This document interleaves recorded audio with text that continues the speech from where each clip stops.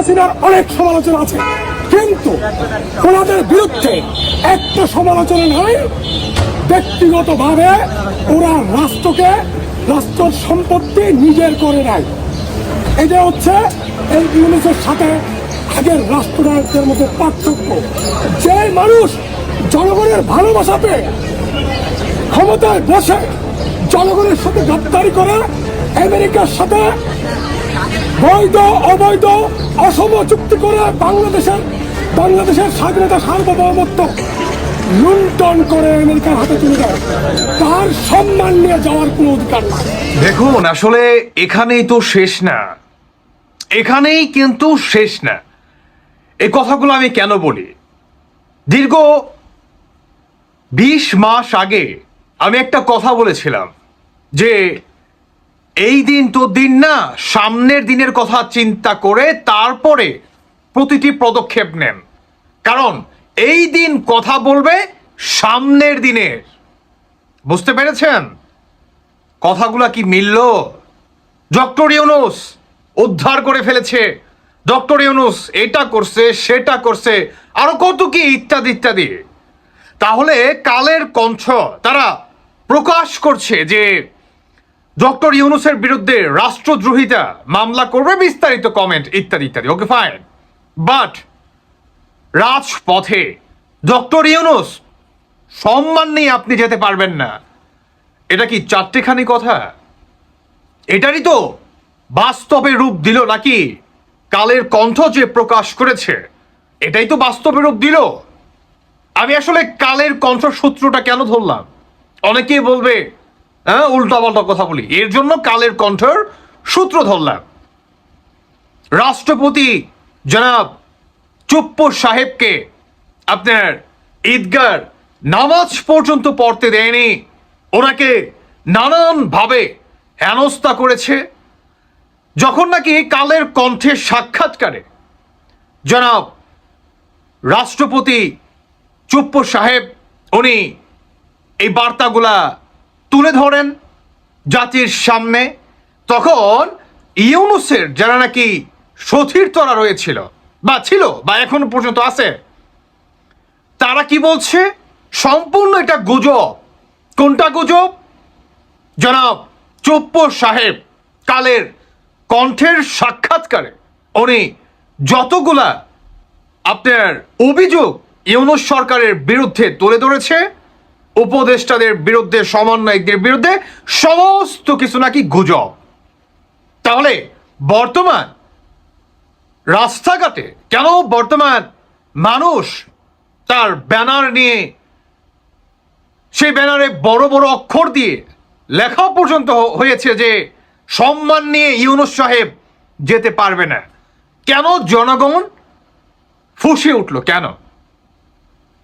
জনাব রাশেদ সাহেবের একটা কথা শুনে আসি, তারপরে বাকি কথা বলছি।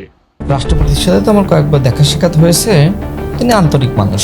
তিনি যে কথাগুলো বলেছেন অসত্য বলেননি, চাপে ছিলেন। যে ঘটনাগুলো তিনি বর্ণনা করেছেন এগুলো অসত্য নয়, এগুলো সত্য। আমি এইভাবে বিভিন্ন সময় কথাবার্তা বলেছি, হয়তো আমার কথাবার্তা রাষ্ট্রপতি খেয়াল করেছে, তার ভালো লেগেছে। সরকার তো তাকে চাপের মধ্যে রেখেছে, তো সত্য। এটাই হচ্ছে বাস্তবতা। শুনলেন তো, ইটস ট্রু।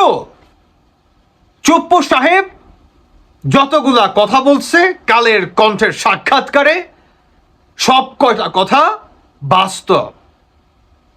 এখন রাশেদকে অনেকে আপনারা তুচ্ছ মনে করতে পারেন, এট দ্য সেম টাইম এই গণ অধিকার পরিষদের রাশেদ খান উনি কিন্তু, বা বিপিনোর সাবেক বিপি, এনিওয়ে বর্তমান যিনি মন্ত্রী হয়েছে, ওনারা কিন্তু খুব ভালোভাবে কিন্তু অন্তর্ভুক্ত ছিল ইউনূস সরকারের আমলে, তাই না? তারা কিন্তু ভিতরের খবরটা কিন্তু জানতো।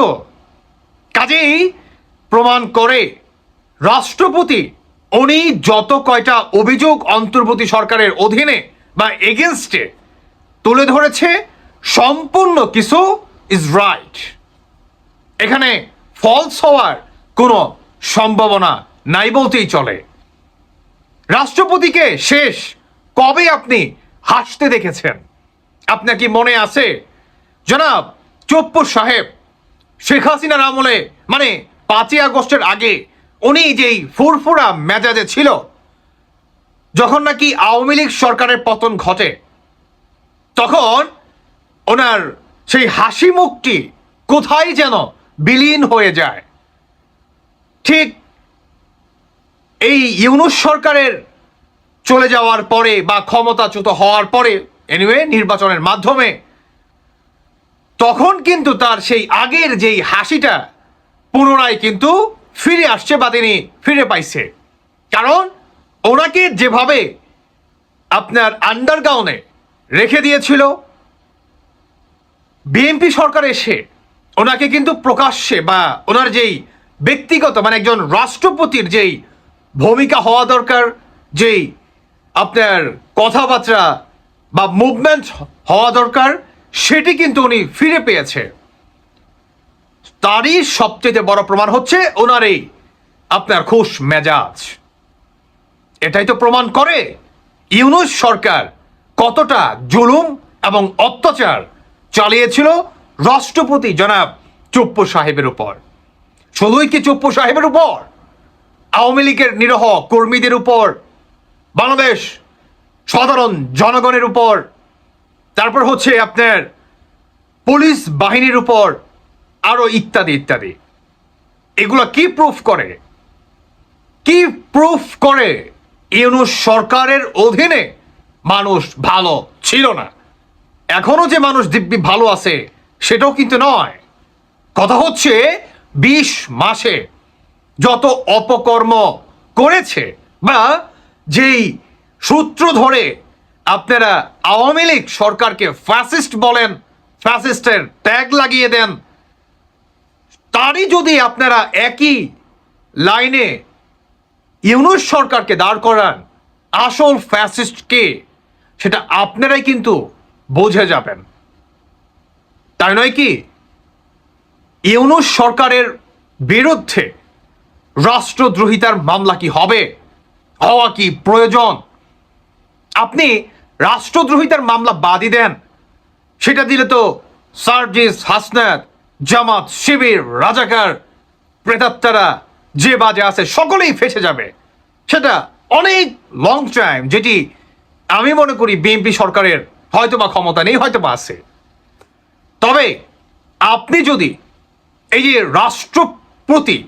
এক রাষ্ট্রপতিকে কেন হেনস্থা করা হয়েছে, এক রাষ্ট্রপতিকে কেন ওনাকে আন্ডারগ্রাউন্ডে রেখে দেওয়া হয়েছিল, যদি আপনি এই একটা সূত্র সামনে নিয়ে আসেন, তাহলেই কিন্তু যথেষ্ট পরিমাণ বিচার কিন্তু করা যাবে এই অন্তর্বর্তী সরকারের, তাই নয় কি? শুধু এখানেই না, আরেকটা সূত্র দিই, খুবই তুচ্ছ। 5ই আগস্টের পরে 8ই আগস্ট উপদেষ্টা আসিফ নজরুল উনি কিন্তু ঘোষণা দিয়ে বলেছিল 5ই আগস্টের আগে ইভেন এই 10 আগস্ট পর্যন্ত যত অপকর্ম, যত কিছু হয়েছে, এটি হচ্ছে তাদের স্বাধীনতার কিংবা যোদ্ধাদের আপনার বিজয়ের একটি উৎসব মাত্র। তাদের হাত ধরে বা তাদের এই উৎসবকে আপনার অর্জিত করার জন্য যত গণহত্যা হয়েছে, যত লুটপাট হয়েছে, যত নির্মমতা, বর্বরতা হয়েছে, সমস্ত কিছু লিখিতভাবে ওনারা কিন্তু দাবায় দেয়। মানে আপনি আইনতভাবে কোনো পদক্ষেপ নিতে পারবেন না। কেন? এটাই কি গণতন্ত্র? তারা 20 মাসে গণতন্ত্র হত্যা করেছে। এটাকে তীব্রভাবে আইনের আওতায় আনার দাবি জানাচ্ছি। শুধু এখানেই না, আওয়ামী লীগকে তারা যেভাবে নিশ্চিহ্ন করে ফেলার জন্য ইনস্ট্যান্ট নাও এখন পর্যন্ত যেই দাবিগুলা, ইভেন যেই মিথ্যা মামলা দিয়ে তাদেরকে ঘর ছাড়া, বাড়ি ছাড়া, ইভেন তাদের সম্পত্তি সমস্ত কিছু বাজে জব্দ করেছে, সমস্ত কিছুর সঠিক বিচারের দাবি জানাচ্ছি।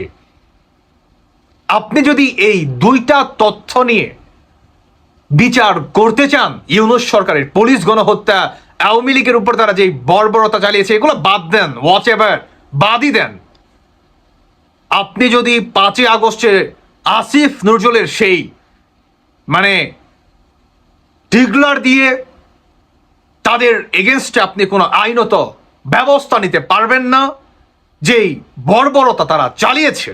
এবং রাষ্ট্রপতির উপর জনাব সুদখোর মহাজন ইউনূস সাহেব যেভাবে মানে তার স্বাধীনতা কেড়ে নিয়েছে, গণতন্ত্র গলা টিপে হত্যা করেছে, গণতন্ত্র বা সংবিধান অনুযায়ী একজন রাষ্ট্রপতিকে যতটুকু মূল্যায়ন করা দরকার সেটিকে কেড়ে নিয়েছে। যদি আপনি এই দুইটা বিষয় নিয়ে অন্তর্বর্তী সরকারের বিচার করতে চান, মোর দ্যান এনাফ, যথেষ্ট পরিমাণ বিচার করতে পারবেন, যথেষ্ট পরিমাণ। এদের ফাঁসি পর্যন্ত আপনি দিতে পারবেন যদি 8ই আগস্ট আসিফ নজরুলের সেই রায়টি লিখিতভাবে ডিগলার দিয়ে যেভাবে পাশ করে দিয়েছে সেটিকে কেন্দ্র করে আপনি প্রত্যেকটাকে যাবজ্জীবন জেল থেকে শুরু করে ফাঁসির কাঠগড়ায় আইনিভাবে আপনি দিতে পারবেন। ইম্পসিবলের কোনো কারণ নেই, স্পষ্ট কথা ভালো। দর্শক বন্ধুরা, আপনারা কি মনে করছেন অন্তর্বর্তী সুদখোর মহাজন ইউনূসের যেই প্রেতাত্মারা, যেই সহজ যোদ্ধারা ছিল তথাকথিত, তাদের কি বিচার হওয়া প্রয়োজন আছে কি না? বাকিটা আপনাদের ব্যক্তিগত মতামত অবশ্যই জানিয়ে যাবেন। ভালো থাকুন সবাই। আল্লাহ হাফেজ। আসসালামু আলাইকুম।